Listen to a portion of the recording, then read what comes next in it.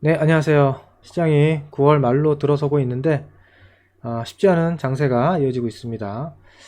어제 오늘 시장을 보시면 거래량, 거래 대금이 갑자기 뚝 떨어지면서 감소하고 있죠.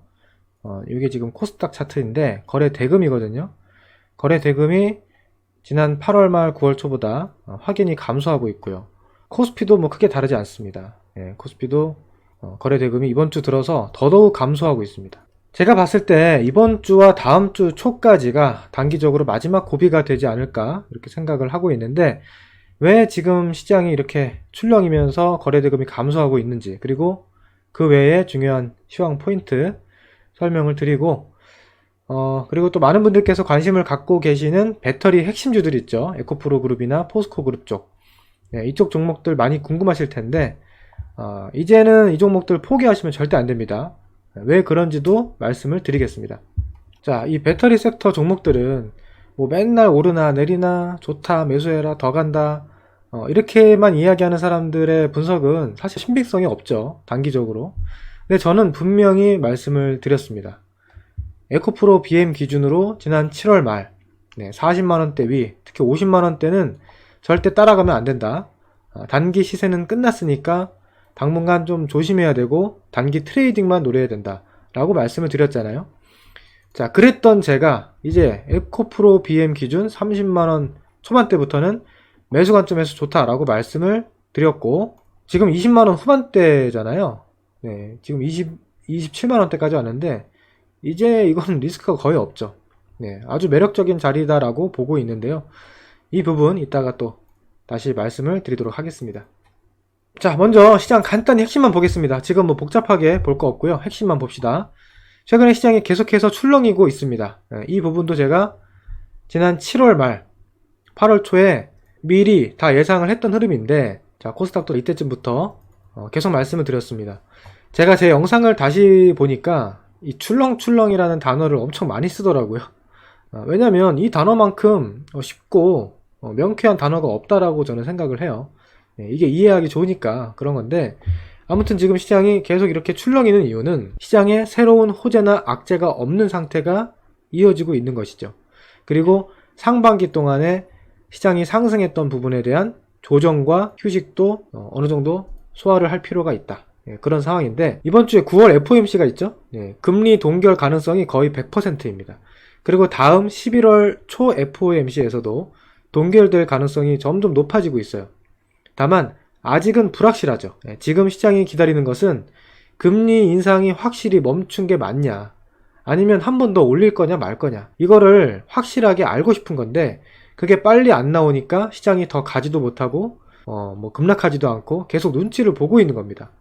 경제 지표도 좋지도 않고 그렇다고 아주 나빠지지도 않고, 그렇죠? 근데 이것도 참 애매한 게, 지금 경제 지표가 좋은 게 좋은 건지 아니면 나쁜 게 좋은 건지 이것도 헷갈리는 상황입니다. 얼마 전에도 보시면 경제지표가 잘 나오면 오히려 시장이 빠져요. 그리고 지난 9월 초처럼 고용지표가 안 좋게 나오면 또 시장이 반등을 합니다. 이렇게 반등을 했어요. 그래서 당분간 시장은 이 박스권 틀을 벗어나기가 쉽지가 않다는 거죠. 당분간은 대략적으로 이렇게 박스권 출렁출렁이는 흐름이 이어질 가능성이 높다. 그 다음에 또 최근에 우리 시장이 지루하고 답답한 이유는 바로 두산 로보틱스의 청약이 크다고 봅니다. 일단 이번 주 목요일 금요일이죠. 9월 21일과 22일 두산 로보틱스의 공모 청약이 예정되어 있습니다. 이게 문제인데, 뭐 세상에 100%는 없지만 그래도 두산 로보틱스의 공모를 하면 처음에 상장할 때 바로 수익이 날 가능성이 높기 때문에 지금 이런 시장 상황에서 이만한 투자처가 없다고 볼 수 있죠. 그러니까 시장의 돈이 이쪽으로 몰리는 겁니다. 다른 거 할 필요가 없다 이거죠. 그래서 지금 현금 들고 있는 사람들 입장에서 굳이 여기에 청약을 안 하고 다른 주식을 매수해서 정해진 기간 안에 확실하게 수익을 내기가 아주 어렵기 때문에 당연히 기다리겠죠. 그래서 이거 청약할 때까지 다른 주식을 안 사고 기다릴 겁니다. 지금 기다리고 있는 상황인 거예요. 그리고 청약에 어떻게든 돈을 많이 몰아 넣어야만 그만큼 물량을 많이 배정받을 수 있기 때문에, 심지어 지금 가지고 있는 다른 주식을 팔아서라도 현금을 만들어 놓고 청약을 딱 기다리고 있는 분들이 많이 계실 거예요.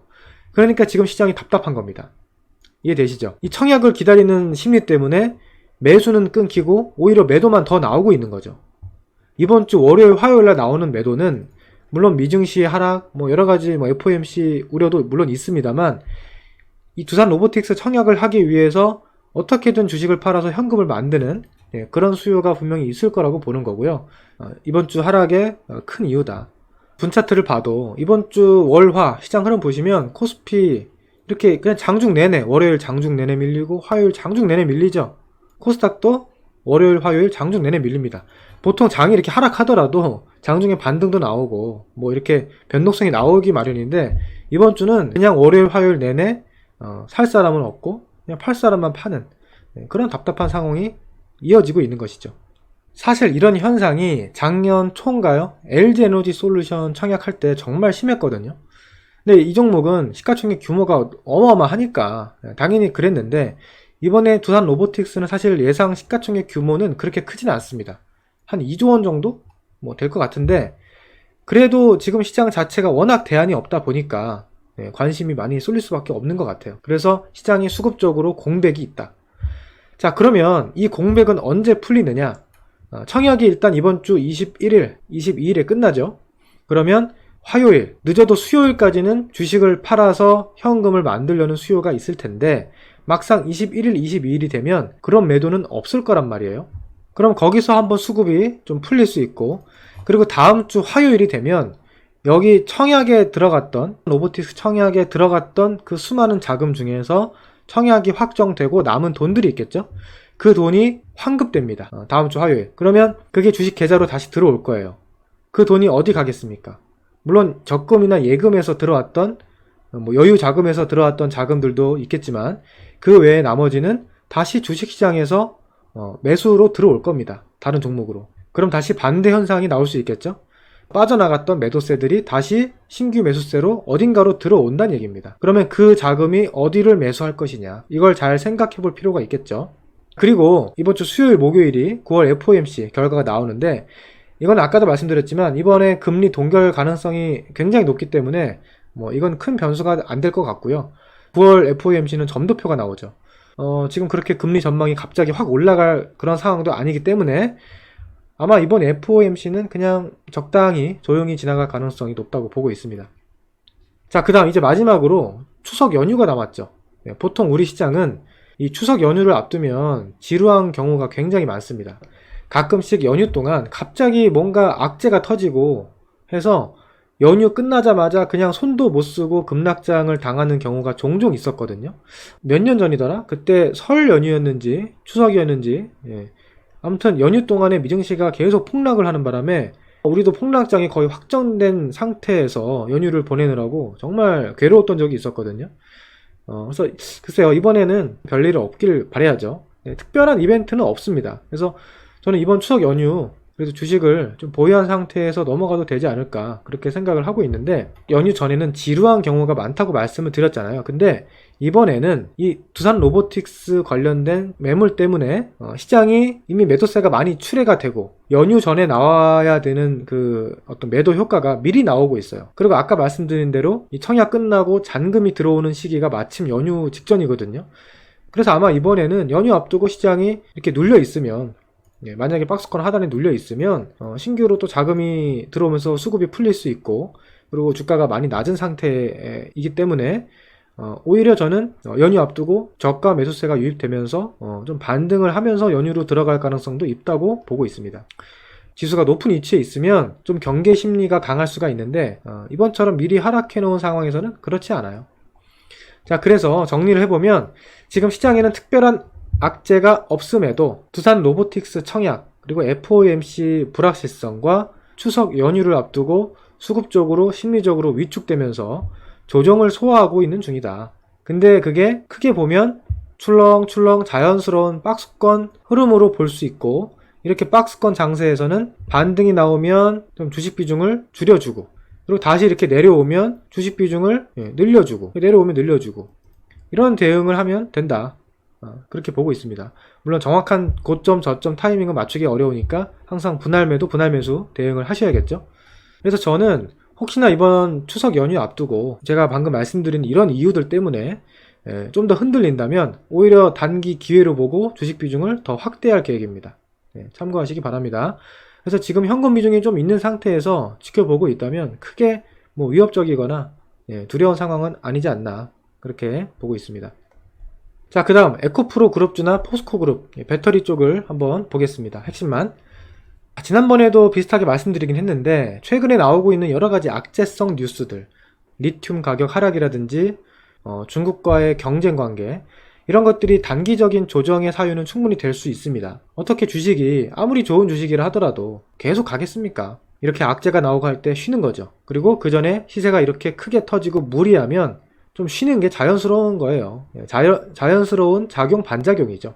그래서 제가 지난 7월 말에 이렇게 거래가 터지면서 변동성이 확대되고 슈팅이 나오면 단기 시세가 끝날 가능성이 높으니까 당분간 좀 주의하자 이렇게 말씀을 드렸던 건데, 사실은 제가 생각했던 것보다 더 좀 빠르게 많이 눌렸어요. 에코프로 BM도 그렇고. 근데 중요한 건 지금 배터리 시장의 성장성, 우리나라 핵심 배터리 기업들의 실적 성장 기대가 꺾였느냐 아니면 그대로냐, 이게 중요한 겁니다. 그러니까 앞으로 예상되는 실적의 성장 추이, 이게 조금씩 변동될 수는 있어요. 리튬 가격이라든지 뭐 여러가지 변수에 따라 조금씩 변동될 수는 있는데, 이게 완전히 크게 바뀌어서 상승이 꺾일 만한 이유다? 그렇게 볼 수는 없거든요. 배터리 시장의 성장이 끝났습니까? 아니잖아요. 앞으로 수요와 생산 캐파가 늘어나는 비율이 어마어마한데, 그래서 이 리튬 가격이 조금씩 바뀐다고 해서 미래 실적 전망치가 크게 바뀐다고 보진 않는다. 자, 그러면 오늘 발행된 리포트 하나 제가 가져왔는데요. 8월 양극재 수출 데이터 보겠습니다. 자, 보시면 여기 위쪽에 보이는 게 NCM, NCA로 나뉘어져 있고요. 분기별로 각 분기가 3개월이잖아요. 그 3개월별로 양극재 수출 추이를 나타낸 겁니다. 지금 이번에 2023년 3분기는 7월과 8월 두 달 통계가 나왔고요. 아직 9월 데이터는 없습니다. 그러니까 두 달치만 가지고 지난 두 달치를 비교하면 되겠죠. 자, 보시면 NCM은 수출액 기준으로 지난 2분기, 1분기에 비해서 감소를 했습니다. 좀 떨어졌어요. NCM, 탐험계 배터리죠. 근데 여기 오른쪽에 보시면 NCA는 지금 두 달 기준으로 지난 2분기, 1분기 또는 그 전에 대비해서 오히려 수출액이 더 늘어났습니다. 아시는 분은 아시겠지만 NCA는 니켈, 코발트, 알루미늄, 주로 삼성 SDI가 주력으로 하는 양극재이고요. 여기에 납품하는 주 공급 양극재 업체가 에코프로 BM이죠. 그러니까 NCA의 수출 데이터가 지금 굉장히 양호하다. NCM에 비해서. 그러면 에코프로 BM의 3분기 실적은 나쁘지 않을 가능성이 매우 높다. 이렇게 보시면 되겠죠. 물론 아직 9월 데이터는 나오지 않았지만 현재까지 나온 데이터는 그렇습니다. 자, 그 다음에 여기 아랫줄을 보시면 지역별 수출 추이입니다.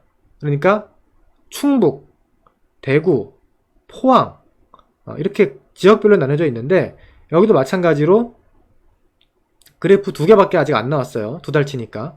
근데 이 과거 분기의 두 달치랑 비교해 보시면, 자, 충북의 양극재 수출량은 늘어났습니다. 역대 분기 사상 최대 수준으로 늘어나고 있어요.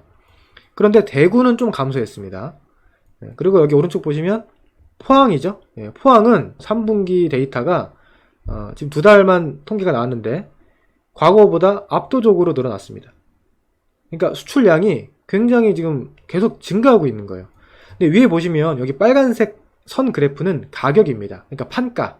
양극재 판가는 지금 좀 떨어졌어요. 그건 사실입니다.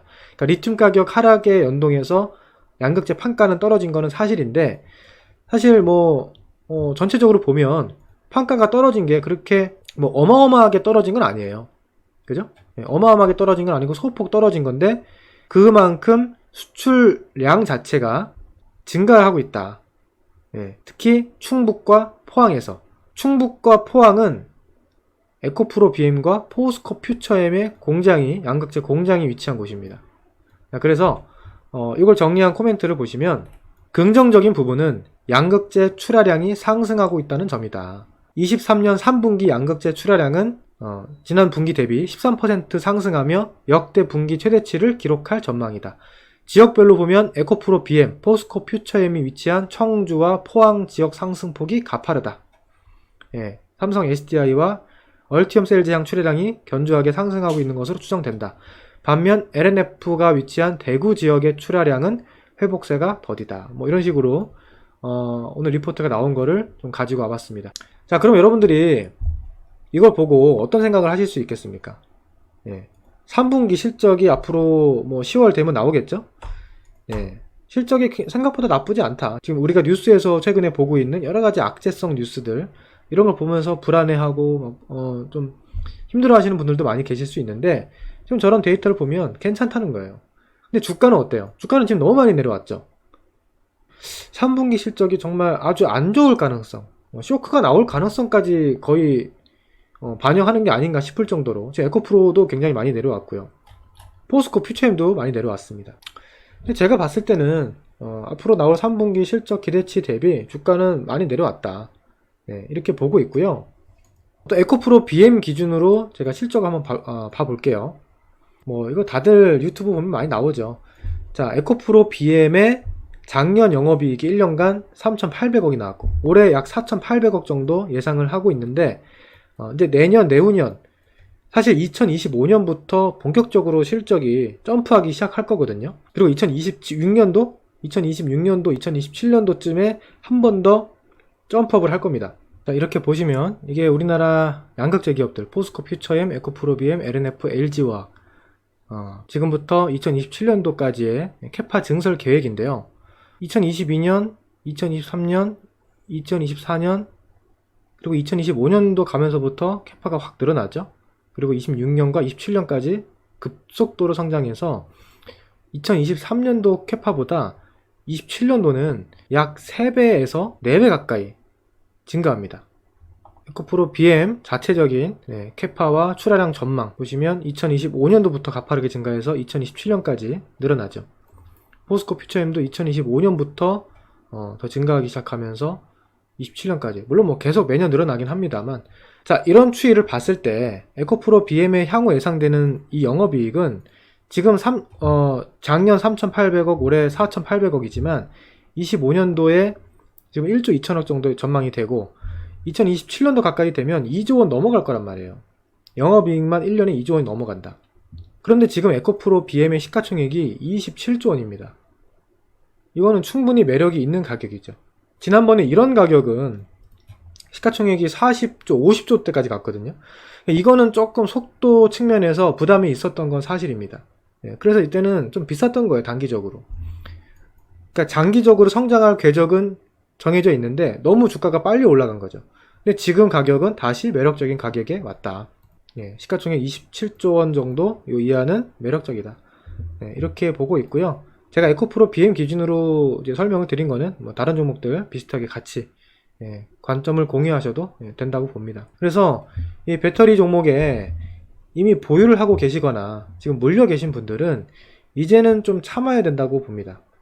비중이 작다면 오히려 추가 매수도 여유 자금 내에서 해볼 만한 상황인데, 전체적인 시장 상황을 아까 제가 말씀을 드렸죠. 그러니까 그 부분을 참고하셔서 이번 주, 다음 주 초에 타이밍 잘 노려보시면 좋을 것 같습니다. 힘내시고요.